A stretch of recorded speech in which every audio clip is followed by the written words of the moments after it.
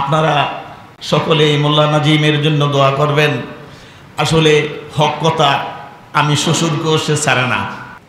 আমাদের কাঙ্ক্ষিত সেই মসজিদে নামিরার এটি প্রথম জুমা, যেটি স্বপ্ন দেখেছেন মাওলানা হাবিবুর রহমান সাহেব, আমার শ্বশুর। ইসলাম is my deen, Islam is আসলে আমাদের এই মসজিদটা ছিল আমাদের অনেক দিনের স্বপ্ন। এই স্বপ্ন আজকে আমাদের আসলে আল্লাহর অশেষ রহমতে সেটা বাস্তবায়ন হয়েছে। তো আপনাদের এখানে তো একটা নতুন মসজিদ উদ্বোধন হয়েছে, তো আপনার অনুভূতি কেমন? ইনশাআল্লাহ ভালো। ইসলাম is my deen, Islam is my way। আলহামদুলিল্লাহ পড়ে। আজকের এই জুমাতে আমরা যারা উপস্থিত আছি, কিয়ামত পর্যন্ত আমরা হইলাম সাক্ষী এই মসজিদের। আলহামদুলিল্লাহ। তার মানে আমরা একটা মসজিদের কি হইলাম? শাহেদ, মানে সাক্ষী হইলাম যে এই মসজিদে অমুক মাসের অমুক সালের অমুক তারিখে প্রথম জুমা আমরা কি পড়েছি।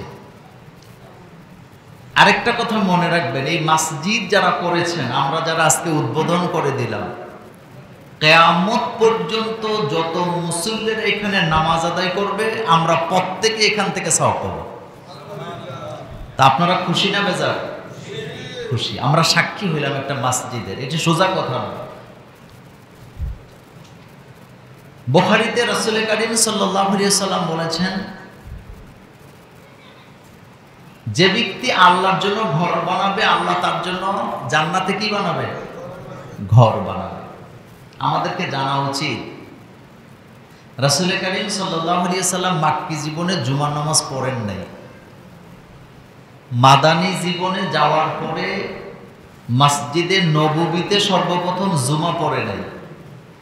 কাবা ঘরেও রাসূল সর্বপ্রথম জুমা পড়েন নাই। জুমা পড়েছেন মসজিদে কোবা নামক একটা মসজিদ আছে মদিনাতে। আল্লাহ রাসূল বলেছেন, যে ব্যক্তি শনিবার দিন মসজিদে কোবায় ভ্রমণ করবে, 2 রাকাত নামাজ আদায় করবে, আল্লাহ তাকে একটা উমরা হজের সওয়াব দান করে দেবে। এই মসজিদে আপনারা যারা হজ করছেন, উমরা করছেন, গেছেন, মসজিদের নাম কি বললাম? মসজিদে কোবা, একটা জায়গা। সেখানে রাসূল সাল্লাল্লাহু আলাইহি ওয়াসাল্লাম সর্বপ্রথম জুমা পড়েছেন। আরেকটা কথা, চমৎকার কথা, সেটা হলো এতদিন এই মসজিদে আজান হয়েছে, নামাজ হয়েছে, সওয়াব হয়েছে, কিন্তু আজকে জুমার নামাজ পড়ার কারণে, অর্থাৎ এটা জুমার নামাজে পরিণত হওয়ার কারণে, জুমা মসজিদ করার কারণে আজকে থেকে এই মসজিদে নামাজ পড়লে আগে যে সওয়াব পাইতেন তার চেয়ে 27 গুণ বেশি সওয়াব পাবেন। খুশি না বেজার? আগে পাইছেন, কিন্তু এখন পাইবেন তার চাইতে কি? এই জুমা থেকে, আসর থেকে শুরু হবে আর এটা কিয়ামত পর্যন্ত চলবে। তা আজকে আমরা যারা উপস্থিত হয়েছে, আল্লাহর দরবারে দোয়া করব, আল্লাহ তোমার একটি ঘরের মসজিদের জুমার নামাজ উদ্বোধন আমরা করেছি, এই উসিলায় তুমি আল্লাহ আমাদেরকে দয়া করে মাফ করে দাও। এখন আমরা জানবো কোন মসজিদে নামাজ পড়লে কত বেশি সওয়াব হয়, সবচেয়ে বেশি সওয়াব হয়, এই কথাটা আগে জানি। প্রথম কথা হলো, পৃথিবীতে প্রথম মসজিদ হলো কাবা। বলেন কি? কাবা। দ্বিতীয় মসজিদ হচ্ছে বাইতুল মুকাদ্দাস। কাবাকে তৈরি করার 40 বছর পরে বাইতুল মুকাদ্দাস তৈরি করা হয়েছে। আর মসজিদের নববী তৈরি করা হয়েছে রাসূল সাল্লাল্লাহু আলাইহি ওয়াসাল্লামের হিজরতের পরে। রাসূল কারীম সাল্লাল্লাহু আলাইহি ওয়াসাল্লাম সুনান মুসলিম শরীফের হাদিসে বলেছেন, যে ব্যক্তি কাবা ঘরে 1 রাকাত নামাজ আদায় করবেন, আল্লাহ পাক তাকে 1 লক্ষ রাকাতের সওয়াব দান করে দিবেন। বলেন কত লক্ষ? সোজা কথা নয়। আমাদের দেশে কিছু হাজী সাহেব আছেন, তারা একটু অলস, মানে উমরা করতে যাইয়া, হজ করতে যাইয়াও জামাতে নামাজ পড়তে চায় না, মানে অলসতার কারণে। অথচ একবার চিন্তা করি না যে কাবা ঘরে 1 রাকাত নামাজ পড়লে কত লক্ষ? 1 লক্ষ রাকাতের সওয়াব পাওয়া যায়। সুবহানাল্লাহ। এই সুযোগ, টাকা থাকলে সিঙ্গাপুর ইউরোপ যায় লাভ নাই, মক্কা মদিনা যাওয়া দরকার। কারণ মক্কা মদিনায় গেলে নিজের জীবনের আমলকে পরিবর্তন করে দেয় কে? আল্লাহ পাক। তাহলে কাবা করে 1 রাকাত নামাজ পড়লে কত রাকাত সওয়াব পাওয়া যায়? 1 লক্ষ। আর মসজিদে নববী যেটা রাসূল সাল্লাল্লাহু আলাইহি ওয়াসাল্লামের মসজিদ, সেখানে যদি নামাজ পড়ে কোন বর্ণনায় আসছে 50,000, 1 রাকাতে 50,000 সওয়াব পাবে। কোন রিওয়ায়াতে আছে 1000 গুণ বেশি সওয়াব আল্লাহ দান করবে। 1000 গুণ, সোজা কথা না, 1000 বলা হয় নাই, 1000 গুণ বলা হয়েছে। আরবিতে 1000কে শুধু হাজারের জন্য ব্যবহার হয় না, আরবিতে 1000কে লাখ, কোটি, মিলিয়ন, ট্রিলিয়ন বুঝাবার জন্য ব্যবহার হয়। সুবহানাল্লাহ পড়েন। তার মানে মসজিদে নববীতে পড়লেও সওয়াব সংখ্যা অনেক বেশি। এরপরে যে ব্যক্তি মসজিদে আকসা অর্থাৎ জেরুজালেম, যেটা ইহুদিরা দখল করে রাখছে, ওখানে যারা নামাজ আদায় করবেন 1 রাকাতে আল্লাহ তাদেরকে 500 রাকাতে সমান সওয়াব দান করবেন। আর মসজিদে কোবা যেটা, অর্থাৎ যেখানে রাসূল সাল্লাল্লাহু আলাইহি ওয়াসাল্লাম সর্বপ্রথম জুমা পড়লেন, ওখানে যদি কেউ 1 ওয়াক্ত নামাজ পড়ে বা 1 রাকাত নামাজ পড়ে, আল্লাহ তাকে একটা উমরা হজের সওয়াব দান করে দেবে। আর আজকে যে আমরা জুমার নামাজ পড়লাম এই দামতি উত্তরপাড়া মসজিদে নামিরায়, আজকের থেকে কিয়ামত পর্যন্ত যত মুসল্লিরা এখানে আমরা নামাজ পড়তে আসবো, আমরা পাবো 27 গুণ। সুবহানাল্লাহ। কয় গুণ? 27 গুণ। আল্লাহ যেন আমাদেরকে এই উসিলায় মাফ করে দেন, আমরা বলি আমিন। আর জোরে বলি আমিন। এবার আসেন, আমি আপনাদেরকে একটি গুরুত্বপূর্ণ কথা বলি, সেটি হলো আমাদের দেশে গুজব আছে না, গুজব মানে একটা কথা শুনছে পাগল হয়ে যায়, এটা কোনো মোমেন্ট করতে পারে না। কিশোরগঞ্জের কোন এক জায়গায় ময়মনসিংহ অঞ্চলে কেউ একজন প্রচার করছে যে ওই বিলের মধ্যে গোসল করলে চর্মরোগ ভালো হয়ে যায়। আপনাদের মনোযোগ আছে তো? কি ভালো হয়? চর্মরোগ। এটা শোনার পরে এলাকা না শুধু বহু দূর দূরান্ত থেকে মানুষেরা গাড়ি টাড়ি ভাড়া করে ওই বিলের মধ্যে নাইমা, বিলের যত আপনার আবর্জনা ছিল, কাদা ছিল, সব গায়ের মধ্যে মাইখা মাইখা পুরো বিলকে পরিষ্কার করে দিয়ে তারা নিয়ে গেছে। পরবর্তীতে জানা গেল যেই লোকটা এটা ছড়াইছেন ওই বিলের মধ্যে তার জমি আছিল, কিন্তু এত কাদা এত ঘাস পরিষ্কার করতে পারে না, ফসলও করতে পারে না, যার কারণে সে এটা ছড়ায় দিছে যে এখানে যদি কেউ গোসল করে তার শরীরের কি ভালো হয়? চর্মরোগ। আর আমরা বাঙালি ইমান বড়ই দুর্বল, নড়বড়ে। যখন শুনছে ওই বিলের মধ্যে গোসল করলে চর্মরোগ ভালো হয়ে যায়, হাজার হাজার লক্ষ লক্ষ লোক, নারী পুরুষ যায় ওখানে গোসল করে, বিলও পরিষ্কার, বেটার কাম কি হয়ে গেছে? হাসিল হয়ে গেছে। গত 4-5 দিন আগে বাংলাদেশের উত্তর অঞ্চলের এক জায়গায় একটা পুকুরের মধ্যে একটা জিনিস এটা ভেসে উঠে বুড় বুড় করে, বুদবুদানি বুঝেন তো আপনারা, আবার কিছুক্ষণ পরে এটা ডুবে যায়। এলাকার লোকজন পাগল হয়ে গেছে যে জিনিসটা কি।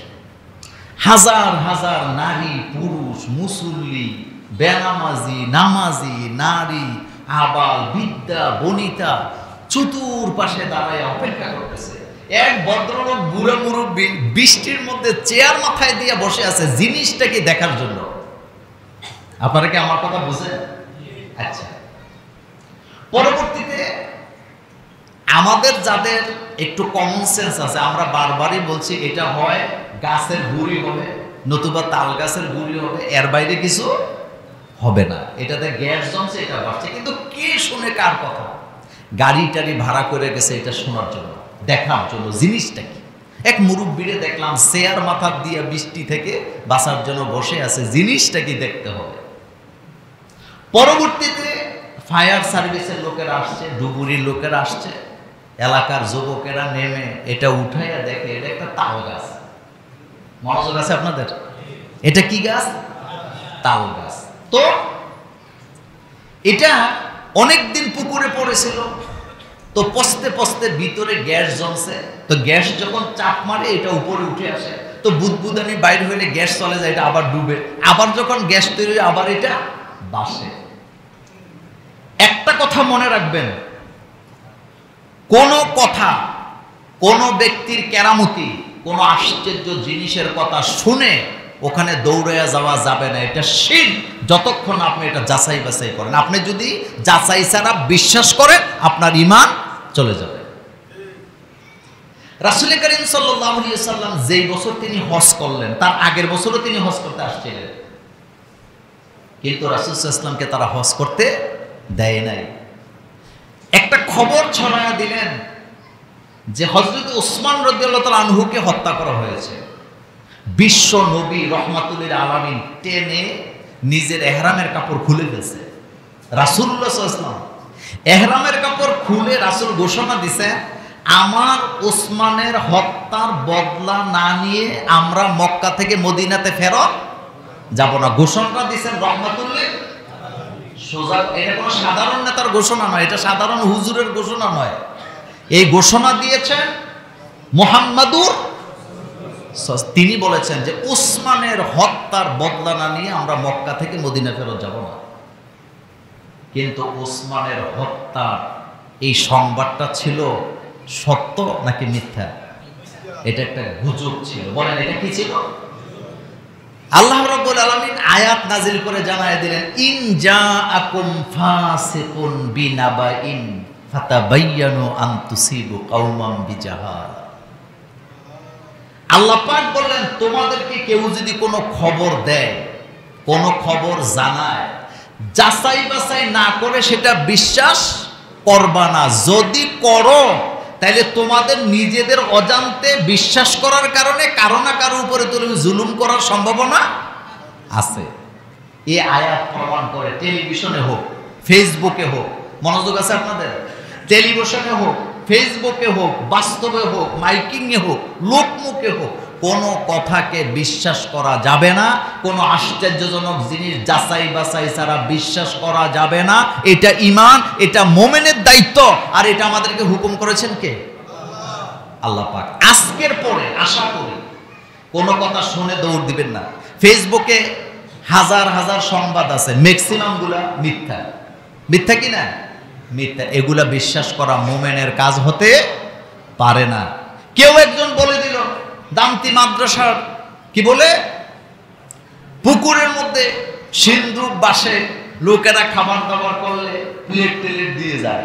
এগুলা বিশ্বাস করার কোনো কারণ নাই, কারণ এগুলা নিতান্তই গুজব, আর গুজব বিশ্বাস করা ইসলামে জায়েজ নাই। আপনাদের কি মনোযোগ আছে? আছে। আল্লাহ যেন আমাদেরকে এর থেকে হেফাজত করেন, আমরা বলি আমিন। এবার আমরা জানব, এই যে আমরা আজকে এখানে অংশগ্রহণ করলাম, যেই মসজিদে জুমার নামাজ হয়, এই মসজিদের মুসল্লিদের জন্য আল্লাহ পাক 10টি ফজিলত রেখেছেন। বলেন কয়টা? 10টা। বলেন কয়টা?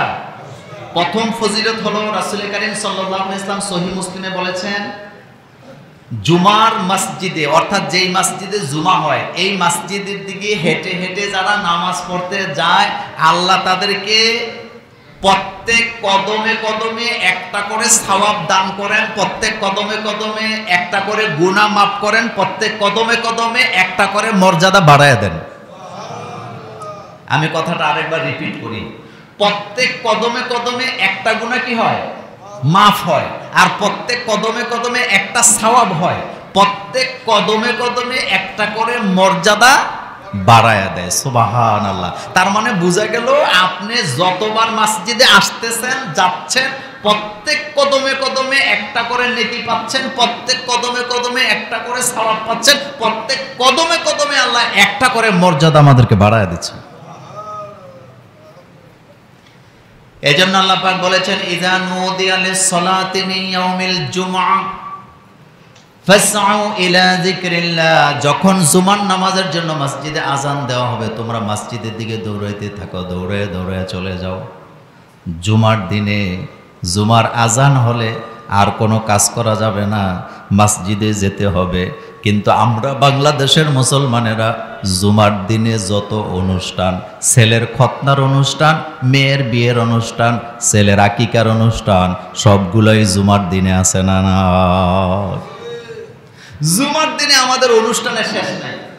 বিয়ে, শাদি, এরপরে দরবার, মাতাব্বরি, জিয়াফত, এরপরে ছেলের বিয়া, মেয়ের বিয়া, দাদা দাদির কি বলে জিয়াফত, সবগুলা কোন দিন? জুমার দিন। জুমার নামাজও পড়তে পারে না, খুতবাটাও শুনতে পারে না, দারুণ ব্যস্ত, জুমার হক আদায় হয় নাই। 2 নম্বরে রাসূল করিম সাল্লাল্লাহু আলাইহি সাল্লাম বলেছেন, যে ব্যক্তি মসজিদের দিকে যাবে নামাজ আদায় করার জন্য, ওযু করে বাড়ি থেকে, আল্লাহ রাব্বুল আলামিন তাকে একটা ইহরাম পরলে যে সওয়াব হয়, আল্লাহ তাকে সেই সওয়াব দান করে দেবে। আমাদের মনোযোগ আছে? ইহরাম, হাজিরা ইহরাম পরে না উমরা করার জন্য, বাড়ি থেকে পবিত্রতা অর্জন করে ওযু করে যারা হেঁটে হেঁটে মসজিদের দিকে যাবে, আল্লাহ তাদেরকে একটা ইহরাম পরা সওয়াব দান করে দিবে। 3 নম্বর মর্যাদা, আল্লাহর পক্ষ থেকে এই বান্দাকে নিরাপত্তা দিবেন। কি দিবেন? নিরাপত্তা, মানে শয়তান, ওয়াসওয়াসা, অনিষ্টকারী তাকে আক্রমণ করতে পারবে না।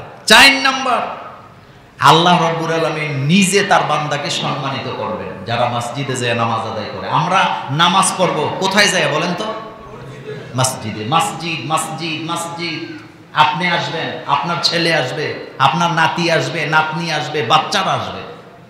একটা কথা বলে দিয়ে দিই ফাঁক দিয়ে, সেটি হলো মসজিদে বাচ্চারা আসলে দমকি দিবেন না। কি দিবেন না? দমকি দিবেন না। ইশারায় দুষ্টামি করলে ইশারাতে শাসন করবেন, আওয়াজ দিবেন না। বাচ্চারা মসজিদে আসা মানে ভালো লক্ষণ নাকি খারাপ লক্ষণ? ভালো লক্ষণ, ভালো লক্ষণ। যেই বাচ্চাটাকে আপনি মসজিদ থেকে দুষ্টামি করার কারণে ঘাট ধরে বের করে দিতেছেন, হতে পারে এই বাচ্চাটাই একদিন এই মসজিদে জুমার নামাজের খতিবের দায়িত্ব পালন করবে।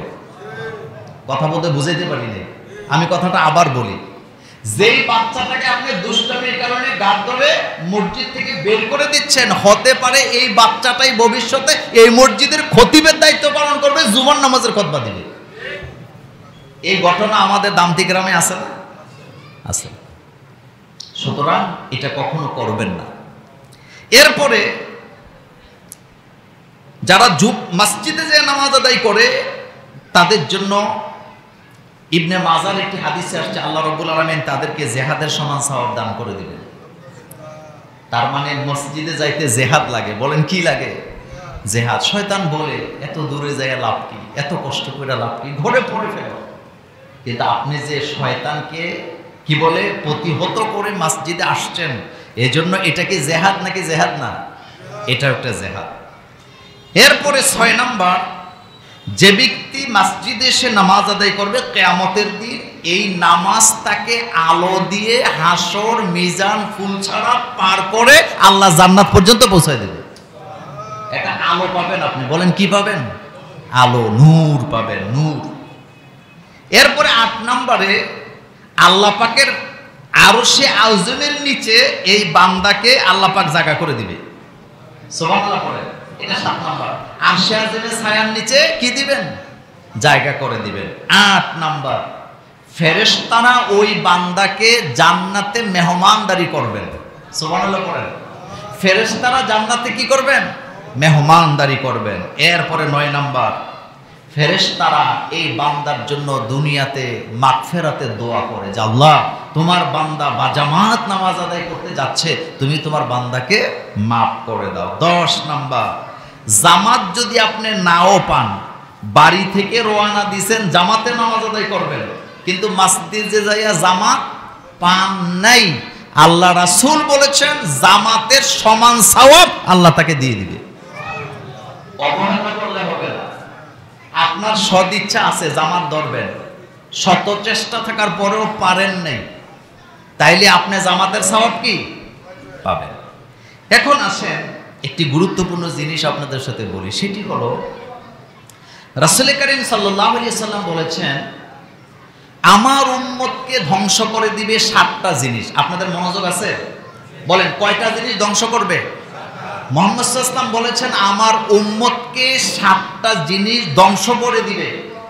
এই 7টা জিনিস যে উম্মত ছাড়তে পারবে না এই উম্মত ধ্বংস হয়ে যাবে, একথা বলেছেন মুহাম্মাদুর রাসূলুল্লাহ সাল্লাল্লাহু আলাইহি ওয়াসাল্লাম। তার ভিতরে 1 নাম্বার হলো আশিরক বিল্লাহ।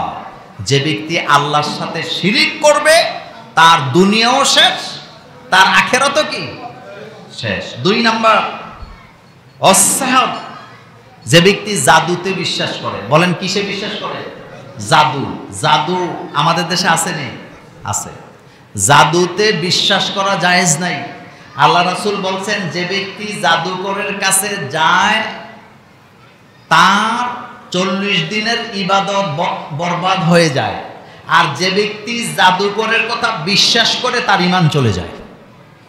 তাহলে 7টা জিনিস রাসূল সাল্লাল্লাহু আলাইহি ওয়াসাল্লাম বলেছেন আমার উম্মতকে ধ্বংস করবে। তার ভিতরে একটা হলো আল্লাহর সাথে শিরিক, আরেকটা হলো জাদুকরকে বিশ্বাস করা। 3 নম্বরে ওয়াল কাতলুন নাফস, মারামারি, হত্যা, রক্তপাত। আমাদের দেশে আসেনি? রাজনৈতিক মারামারি আসেনি? আপনাদের দেবিদ্বারে বোধহয় মানুষ মানুষকে খুন করে না, আমাদের বাংলাদেশ বোধহয় করে না। রাসূল বলছেন আমার উম্মতকে এই জিনিস কি করবে? ধ্বংস করে দিবে। এরপরে ওয়া আকলুর রিবা, যারা সুদ খায়, সুদ আমার উম্মতকে কি করে দিবে? ধ্বংস করে দিবে। এরপরে আল্লাহ রাসূল সাল্লাল্লাহু আলাইহি ওয়াসাল্লাম বলেছেন ওয়া আকলু মালিল ইয়াতীম, যে ব্যক্তি এতিমের মাল খাবে সে ধ্বংস হয়ে যাবে। এতিমের মাল, চাচা জেডা এতিম বাতিজা বাতিজির সম্পদকে খেয়ে ফেলে বা এতিমের মাল খায়, এরকমের মানুষ আমাদের সমাজে আসেনি? আপনাদের দামতিতে বোধহয় নাই? আছে। আল্লাহ পাক কোরআনে বলছেন যারা এতিমের মাল খায় তারা পেটের ভিতরে কি ঢুকায় বলেন তো? আগুন, জাহান্নামের আগুন ঢুকায়। এরপরে আল্লাহ রাসূল বলেছেন 6 নম্বরে আমার উম্মতকে ধ্বংস করার আরেকটি জিনিস হলো যারা যুদ্ধের ময়দান থেকে ভাইদেরকে রেখে পালায়া যায়। এরকমের যুদ্ধ আছে না? যুদ্ধের ময়দানে গেছেন, ডাক ডোল বাজায়া, জিহাদের ময়দানে যখন গেছেন তখন আপনার মনে পড়ছে যে আপনি এনে মইরা লাভ কি, রক্ত দিয়ে লাভ কি, আপনি এখান থেকে পালায়া গেছেন। আপনি কি সুপুরুষ না কাপুরুষ? আর রাসূল বলছেন এই ধরনের লোকেরা কি হয়ে যাবে? ধ্বংস হয়ে যাবে, তারা জাহান্নামে। এরপরে সর্বশেষ 7 নাম্বার গুরুত্বপূর্ণ পয়েন্ট, আল্লাহ রাসূল বলেছেন ওয়াকাসফুল মুহসানাত, সতী সাধবী নারীর প্রতি যারা মিথ্যা অপবাদ দেয়, মনোযোগ দেন, সতী সাধবী নারীর প্রতি যারা কি দেয়? মিথ্যা অপবাদ দেয়। মহিলাটা স্বামী মরে গেছে অথবা স্বামীটা বিদেশে আছে, মহিলা ভালো মানুষ, কোনো খারাপ কাজ করেন নাই, এরপরেও তার বিরুদ্ধে বাড়ির লোকেরা বিভিন্ন কারণে, শত্রুতার কারণে তার বিরুদ্ধে খারাপ কথা, কুকথা তুলে দিয়ে তার ইজ্জত নষ্ট করে, এরকমের মানুষ আমাদের সমাজে আছে নাকি নাই? একটা মহিলার স্বামী মরে গেছে, মহিলাটা কোনো রকমে তার সন্তানগুলিকে নিয়ে সমাজে বাস করে। একটা মহিলার স্বামী বিদেশে আছে, সে তার বাচ্চাদেরকে নিয়ে জীবন যুদ্ধ করে যাচ্ছেন সমাজে তার বাচ্চাদেরকে মানুষ করার জন্য। বিনা কারণে মানুষ, কিছু সমাজের মানুষেরা ওই সতী সাধবী নারীদেরকে অপবাদ দেয়। এই অভ্যাস আমাদের সমাজের ম্যাক্সিমাম লোকের মধ্যে আছে। আর এই অপবাদ দেওয়ার পরে যাচাই বাছাই ছাড়া বিশ্বাস করে এরকমের লোকও আমাদের দেশে আছে। কথা বলেন আছে কিনা? এটা করা যাবে না। এই 7টি কাজ যারা করবেন তারা ধ্বংস হয়ে যাবেন বলেছেন মুহাম্মদুর রাসূলুল্লাহ সাল্লাল্লাহু আলাইহি ওয়াসাল্লাম। শুনেন, কাউকে অপবাদ দেওয়া এটা জঘন্য অপরাধ। রাসূল কারীম সাল্লাল্লাহু আলাইহি ওয়াসাল্লাম বলেছেন কুল্লুল মুসলিমি আলাল মুসলিমি হারামুন দামুহু ওয়া মালুহু ওয়া ইরদুহু। রাসূল কারীম সাল্লাল্লাহু আলাইহি ওয়াসাল্লাম বলেছেন একজন মুমিনের জন্য আরেকজন মুমিনের উপরে 3টা জিনিসকে হারাম করা হয়েছে। 1 নম্বরে তার রক্ত, 2 নম্বরে তার মাল, 3 নম্বরে তার ইজ্জত। আমার ইজ্জত নিয়ে যদি আমাদের হাফেজ মাওলানা কাশেম ভাই খেলাধুলা করেন, তাহলে ওনার ইজ্জতকে নষ্ট করে দিবে কে? এবার আপনি নোট করেন আপনার কলিজার খাতায়, আপনি যদি কাউকে অপবাদ দিয়ে থাকেন অথবা বিনা দোষে যদি আপনি কাউকে অপবাদ দিয়ে থাকেন, কারো ইজ্জত নষ্ট করে থাকেন, আপনার মৃত্যুর আগে আপনার উপরে সেম জিনিস আসবে। আল্লাহ পাক আপনার ইজ্জতকে নষ্ট করে সমাজ থেকে আপনাকে বঞ্চিত করে দিবে। অতীতে আমরা দেখেছি যারা আলেম ওলামার ইজ্জত নিয়ে খেলাধুলা করছে, তাদের ইজ্জত আছে না গেছে? এত আসতে বললে হবে, আছে না গেছে? আপনি যদি আপনার সমাজে চোখ দেন, তাহলে দেখবেন যারা মানুষের ইজ্জত নষ্ট করছে অটোমেটিক তার ইজ্জত শেষ। যারা অন্যের সন্তানের ইজ্জত নষ্ট করছে অটোমেটিক তার ইজ্জত কি নষ্ট হয়ে গেছে, তার ছেলে মেয়ের ইজ্জত কি হয়ে গেছে? নষ্ট হয়ে গেছে। এই জন্য কারো ইজ্জত নিয়ে খেলামেলা করা যাবে না। এখন আসেন একটি গুরুত্বপূর্ণ কথা বলি। আমাদের দেশে এই মুহূর্তে সবচেয়ে বেশি জঘন্যভাবে একটা অপরাধ চলছে, সেটা হলো তাবিজ করতেছে, একজন আরেকজনকে কালো জাদু করতেছে। এই কালো জাদুর কারণে আল্লাহ পাক কোরআনে সূরাতুল বাকারায় বলেছেন, কালো জাদুর কারণে একটা সংসার, একটা পরিবার ধ্বংস হয়ে যায়। কথাটা কে বলছেন? আল্লাহ পাক। আমাদের দেশে স্বামী তার স্ত্রীকে তাবিজ করতেছে, স্ত্রী স্বামীকে তাবিজ করতেছে। কিন্তু এই যে তাবিজ করেন, তাবিজের মানে ফলাফলটা রিঅ্যাকশনটাই বেশি হয়। আসেন এই তাবিজের ব্যাপারে আপনাদেরকে একটা কথা বলি। কালো জাদু, যে কালো জাদু মূলত আবিষ্কার করছে ইহুদিরা। বলেন কারা? ইহুদিরা। ইসরায়েলের পতাকা তো আপনারা দেখছেন না? ইসরায়েলের পতাকার মধ্যে দেখবেন একটা তারকার মতো একটা চিহ্ন আছে। এটা কিন্তু তারা না, এটা স্টার না, এটা হচ্ছে কালো জাদুর চিহ্ন। এটা দিয়ে কালো জাদুকে মিন করে। আর এই জাদু আবিষ্কার করছে কারা? ইহুদিরা। আচ্ছা বলেন তো, মুহাম্মদ সাল্লাল্লাহু আলাইহি ওয়াসাল্লামের চেয়ে মর্যাদাশীল ব্যক্তি পৃথিবীতে আর কেউ আছে? রাসূলুল্লাহর চেয়ে সেই ব্যক্তি মানে নিরাপদ ব্যক্তি আর কেউ আছে? কিন্তু আপনি তো জানেন সেই নবীকেও ইহুদিরা কালো জাদু করছে, করে না? আল্লাহ রাসূলের চিরুনি চুরি করে নিয়ে গেছে ইহুদিরা। রাসূল সাল্লাল্লাহু আলাইহি ওয়াসাল্লামের চুল দাড়ি চুরি করে নিয়ে গেছে, নিয়ে তারা রাসূল সাল্লাল্লাহু আলাইহি ওয়াসাল্লামকে জাদু করছে।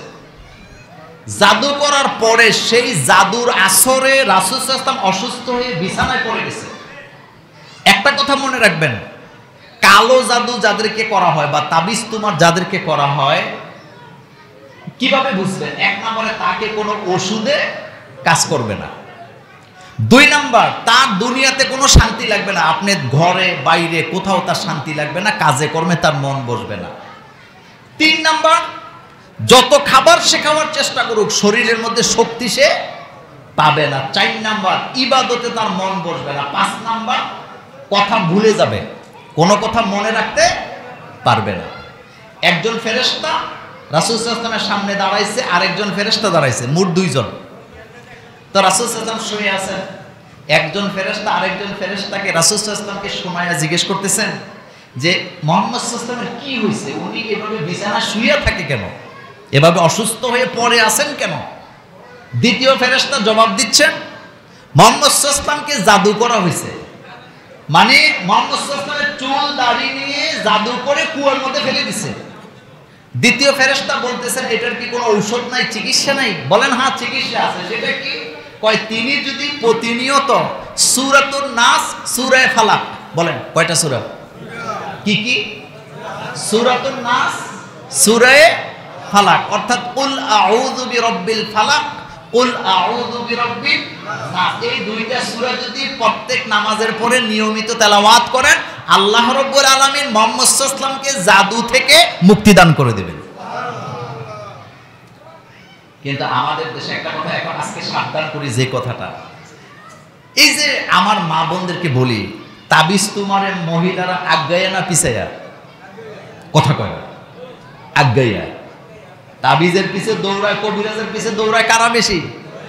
কিন্তু মহিলাদের একটা কথা বোঝা উচিত, আপনি যে আপনার স্বামীর ভালোবাসা পাওয়ার জন্য এই যে আপনি তাবিজ করতেছেন, এই তাবিজের কারণে তার মৃত্যু হতে পারে। আপনি যে ছেলেকে বশ করার জন্য তাবিজ করতেছেন, তাবিজের কারণে আপনার ছেলেটা মরে যেতে পারে।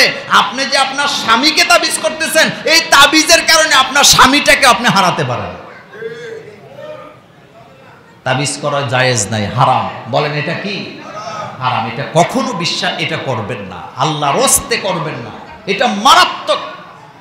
আল্লাহ রাব্বুল আলামিন সূরাতুল বাকারায় বলেছেন, ফায়াতাআল্লামুনা মিনহুমা মা ইউফাররিকুনা বিহি বাইনাল মারই ওয়াল জাওজি। এই জাদুর কারণে স্বামী স্ত্রীর সম্পর্ক কি হয়ে যায়?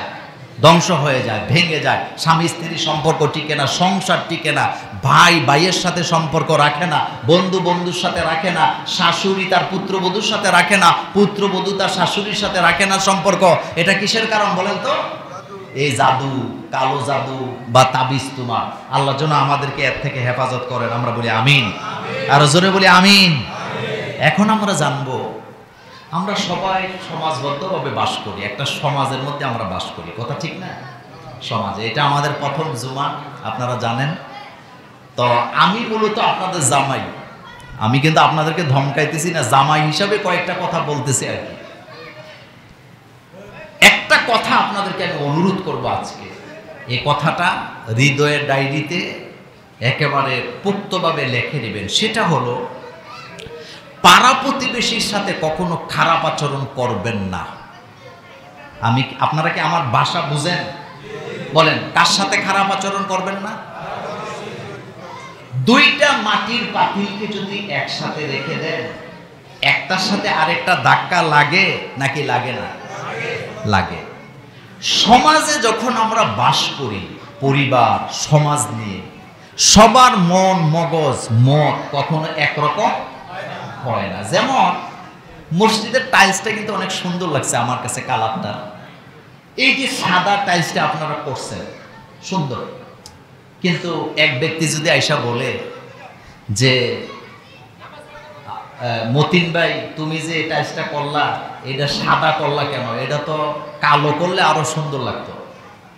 তো এই যে কথাটা বললেন, আচ্ছা বলেন তো, এটা কি পরামর্শ দিছে না শত্রুতামি করছে? না, শত্রুতামি না, পরামর্শ দিছে। আপনি এটা পজিটিভলি নিবেন যে সে আমার ভালোর জন্য করছে। হ্যাঁ, আপনি বলে দিবেন হ্যাঁ করলে তো আরো সুন্দর হইতো, যেহেতু হয়ে গেছে আলহামদুলিল্লাহ, যা আছে তাই ভালো। আমি কি কথাটা বুঝাইতে পারছি? আচ্ছা, এবার আসেন, দুইটা বাড়ি যদি একসাথে থাকে, তাইলে বৃষ্টি যখন হয় অটোমেটিকলি এক বাড়ির বৃষ্টির পানি আরেক বাড়ির উঠান দিয়ে যায় নাকি যায় না? কথা বলেন না কেন? যায় নাকি যায় না? এই যে যায়, এটার জন্য ওয়াল করে এরকম লোক আসেনি? এই কাজটা কি খুব ভালো কাজ না? আমি ব্যাখ্যা দেব না, আপনাদেরকে সতর্ক করছি। রাসূল কারীম সাল্লাল্লাহু আলাইহি ওয়াসাল্লাম বলছেন, প্রতিবেশীর সাথে তিনটা কাজ কখনো করা যাবে না। বলেন কয়টা? আল্লাহর নবী বলেছেন, এক নম্বরে লা তাহাসাদু। গ্রামটা তো আমার গ্রামে একটা বিল্ডিং উঠছে, আমার গ্রামের একটা লোক রিকশা চালায়, তার ছেলেটা কামের পাস করছে, ঢাকা ভার্সিটিতে চান্স পাইছে, আমার ইজ্জত সম্মান বাড়ছে না কমছে? তো আমি আলহামদুলিল্লাহ বলবো, কিন্তু আমি যেন হিংসা না করি। রাসূল বলেছেন, খবরদার ওয়ালা তাহাসাদু, তোমরা হিংসা করো না। কিন্তু আমাদের মধ্যে হিংসা আছে নি? আরেকটা মারাত্মক হিংসা আছে, যারা বিদেশ করে তারা বলতে পারবে। বাপ মা যখন দেখে যে ওনার ছেলে 5 বছর বিদেশ করছে, টাকা পয়সা তেমন কামাই তারা না, কিন্তু আরেকজন বিদেশ যাইয়া 2 বছরে বিল্ডিং একটা দিছে, তখন বাপ মায় টেলিফোনে বা বউরা কি বলে বলেন তো? বলে তুমি বিদেশ গিয়ে কি করো? দেখো না অমুকের ছেলে 2 বছরে বিল্ডিং করছে, তোর দ্বারা কিছু হবে না। আচ্ছা, আপনাদেরকে জিজ্ঞেস করতে চাই, এই যে তকদির, সবার তকদির কি সমান? কথা আসতে গেছে, সবার তকদির কি সমান? এই পুকুরের মধ্যে মাছ আছে না? 10টা লোকের এলাকায় দেন, 10টা জাল দিয়ে একই মাপের জাল দিবেন, একই সাইজের দিবেন, জাল মারলে সবার জালের মধ্যে মাছ আসবে না? এটা তকদির। বলেন এটা কি? তকদির। আর আপনি যে খোটা দিতেছেন, এটা মূলত হিংসা। বলেন এটা কি হিংসা? এটা করা যাবে না। 2 নাম্বার ওয়ালা তাবাগাদু, বিদ্বেষ। বিদ্বেষ আমাদের সমাজে এই যে ঝগড়া লাগায় দেয় একজনের আরেকজনের দিয়া, এটা বোধহয় দামতি গ্রামে নাই। খামোকা যায় বলতেছে, তুমি জানো নি মোল্লা নাজিম কিন্তু তোমার বিরুদ্ধে এই কথাটা বলছে, আর আপনি শূন্য মাত্র মাথা গরম হয়ে গেছে। কিন্তু আপনি বলা উচিত হইল যে বাইরে মোল্লা নাজিম আমারে কি বলছে না বলছে আমার সামনে তো বলে নাই, পেছনে বলুক। পিছে লোকে কত কথা বলে, তাইলে শান্তি না অশান্তি? শান্তি। বলেন তাইলে কি? বিশ্বাস করবেন না। এই কাজ আছে। আরেকটা হলো গ্রামে কিছু মুরব্বী থাকে, ইচ্ছা করলে ঝামেলাটা মিটাইতে পারে কিন্তু মিঠায় না, কারণ যতদিন না মিটবে 2 পক্ষ থেকেই দোকানে বসে রং চা খাওয়া যায়। আমি কি কথা বেশি বলে ফেললাম? কারণ 2 পক্ষ ঝগড়া লাগলে মাঝখান থেকে আরেক দলেরা বসে বসে কি খায়? এখান থেকেও খায়, ওখান থেকেও মুজাবজাবিন, না ডাইনে না বাম, এরকমের লোক বোধহয় আমাদের সমাজগুলোতে নাই। 3 নাম্বার, কারো ইজ্জত নিয়ে সিনেমিনি খেলা যাবে।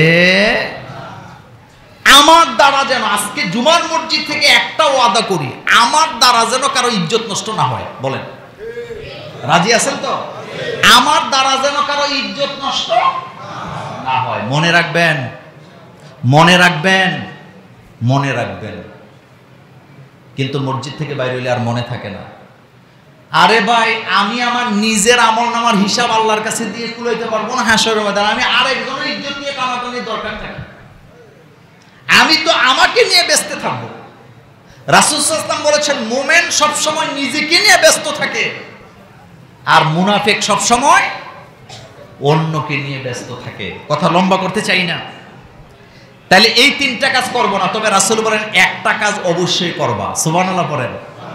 একটা কাজ অবশ্যই করবা, সেটা কি? ওয়াকুনু ইবাদাল্লাহি ইখওয়ানা। আল্লাহর গোলামির ক্ষেত্রে, ভালো কাজের ক্ষেত্রে একজন আরেকজনের সাথে কাঁধ মিলাবা, ভাই ভাই হয়ে কাজটা চালায় নিবা। এই যে মসজিদটা আপনারা করছেন, কথাটা বুঝেন, এই যে মসজিদ করছেন, আপনি বলেন তো এই মসজিদটা কি একদিনে হয়েছে? একজনের টাকা দিয়ে হয়েছে? না, একজনের টাকা দিয়ে হয় নাই। এই মসজিদে কেউ জায়গা দিছে, কেউ টাকা দিছে, কেউ বালি দিছে, কেউ সিমেন্ট দিছে, কেউ ইট দিছে।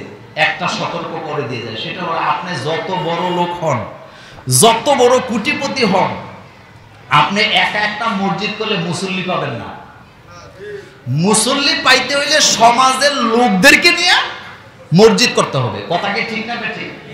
যেমন মনে করেন হাবিবুর রহমান সাহেব আমার শ্বশুর, উনি জায়গাটা দিছে মসজিদের জন্য। তো উনি যে জায়গাটা দিল, উনি কি মসজিদটার মালিক? প্রশ্নই আসে না। উনি একা মসজিদটা করছে? উনি কি একা মসজিদটা চালাইতে পারবে? পারবে না, জীবনেও পারবে না। এই জন্য মসজিদ খালি দিলে হবে না, মসজিদের খোরাকও লাগবে। শোনেন একটা কথা বলি, কুমিল্লা বিবির বাজারের আগে, অর্থাৎ চাঁদপুর ব্রিজের উত্তর দিকে কসবা রোডের কাছাকাছি একটা জায়গায় একটা মসজিদ আছে। এই মসজিদটা একজন, মানে শব্দটা ওইভাবে বলবো না, একজন খারাপ মহিলা করছে, যে মহিলা দেহ ব্যবসা করত। আপনাদের মনোযোগ আছে? মসজিদ করছে, কিন্তু এই মসজিদে একটা লোকও নামাজ পড়ে নাই, একদিনও নামাজ হয় নাই। পরে এটা বিল্ডিং এর মধ্যে ঘাস উঠছে, উঠটা নিজে নিজে এটা ভাঙ্গিয়া এটা বিলুপ্তি হয়ে গেছে। মসজিদ টাইলস করা, চাকচুক্য, মাইক আছে, এসি করা আছে, কিন্তু মুসল্লি নেই। বিপজ্জনক, বিপজ্জনক না? এখানে যে মসজিদটা হয়েছে, এটা আপনার আমার হুকুমে হয় না, এটা অর্ডারটা আসছে কোন থেকে? কারণ এই এলাকার জন্য একটা মসজিদ দরকার ছিল, দরকার ছিল। সেজন্য আপনারা যারা এই পাড়া প্রতিবেশী আছেন, যারা এই আমি যাদেরকে শ্বশুর ডাকি, যারা আমার চোখের সামনে আছেন, আপনাদেরকে একটা কথা বলে দিয়ে যাই, আপনি শুধু নামাজি হবেন না, আপনার পরবর্তী জেনারেশন যেন নামাজি হয়, সেই চেষ্টা আপনাকে এখন থেকে চালাইতে হবে, আর সেটা চালাইতে যে মক্তব আগে তৈরি করেন। আমাদের দেশের মক্তবগুলো বন্ধ হয়ে গেছে, কথা ঠিক না? মক্তবগুলো কি হয়েছে? এটা কিন্তু ভালো লক্ষণ না। আচ্ছা বলেন তো, যারা এখানে অনেক কামেল পাস, দাওরা পাস, এমএ পাস লোক আছেন, নামাজের রুকু সেজদা কেমনে দেয় এটা কি আপনি কলেজে মাদ্রাসায় শিখছেন না মক্তবে শিখছেন? জোরে বলেন। মক্তবে শিখছেন। দোয়ায় কুনুত কোন জায়গায় পড়া লাগে এটা কি কামেল মাদ্রাসায় পড়াছেন না মক্তবের মধ্যে পড়ছেন? মক্তবে আযানটা কেমনে দিতে হয়, ইকামতটা কেমনে দেওয়া লাগে এটা কি আপনি মক্তবে শিখছেন না কামেল মাদ্রাসায় শিখছেন? তাহলে জরুরি কোনটা? মক্তব, মক্তব, মক্তব, মক্তব। সেজন্য আপনাদেরকে পরামর্শ দিয়ে যাই জামাই হিসাবে, প্রথম কথা হলো এখানে একটা মক্তব থাকবে, তবে মক্তবে ঠিকমতো পড়ায় কিনা এই দায়িত্ব সমাজের মুরব্বীরা এসে দেখবেন। কারণ আমাদের দেশে কিছু অলস হুজুরও আছে, ঘুমায় আর মক্তব পড়ায়। কথা কর না কেন? এরকম নাই? হুজুর কামরাতে ঘুমায়, বাচ্চা যেটা বড় হেডারে দিয়ে সবক শোনে, আসেনি? আপনি মক্তবের চাকরিকে অবহেলা করেন, ছোট মনে করেন। ইমামে আজম আবু হানিফা রাহিমাহুল্লাহ ছিলেন একজন মক্তবের শিক্ষক। ইমাম শাফি রাহিমাহুল্লাহ ছিলেন মক্তবের শিক্ষক। বাংলাদেশে একজন আলেম মাওলানা বাসানির নাম জানেন না আপনারা? এরকম লোক নাই, তিনি মূলত একজন মক্তবের শিক্ষক ছিলেন। মক্তব কি ছোট জিনিস না, এখানে বীজ বপন করা হয়। সেজন্য মক্তবগুলোকে চালু করতে হবে। মক্তব, মক্তব। আল্লাহ পাক